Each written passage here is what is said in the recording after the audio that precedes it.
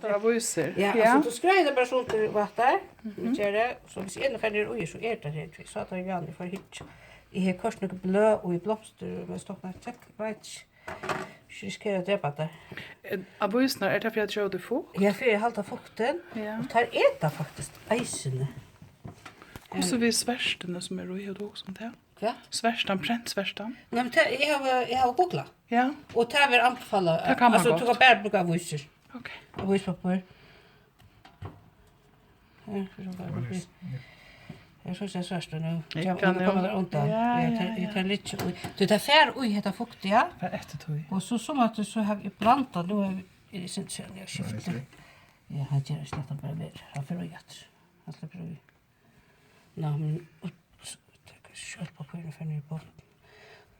Så tjänar så tas med hjälp av äta. Här det. Att det är majs banda på svinnafett. Hur är det? Ägg? Nej. It's corn. Och du säger chili first? Nej. It's corn and some fat, which is pig fat, and yeah, and mix it together. You can either just use the corn flour, but yeah. So.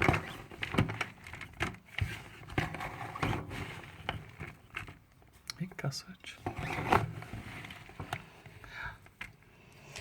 Så hette er det her. Her var kors nekrar ut i hava. Men så det var i oktober, november, så det er ikke ut i hava. Nej. Jeg vet ikke hvordan det er. Om där är det en. Det er i her. Jeg var korsen i 3 oktober bare. Og så I went to Karlsbad. I picked them out in the... Ja. And I tried to...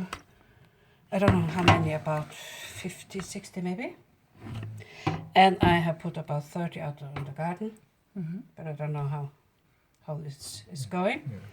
But I think this is I guess a bit... It's not so many I would expect. Because it says how many days... It was about a month. No, 2 months. From this Here's one. a new one. There's a new one, no? Yeah. And some of them, it's called, this one is not good. I'm sure some of them are, And Is it dying? yes, it is. And it's the first time I've seen one. Because I was thinking if they are dying, if something, It's not dead. it's not dead, but you can see It's more The active. color is not. you can see. And that's what I was thinking, if something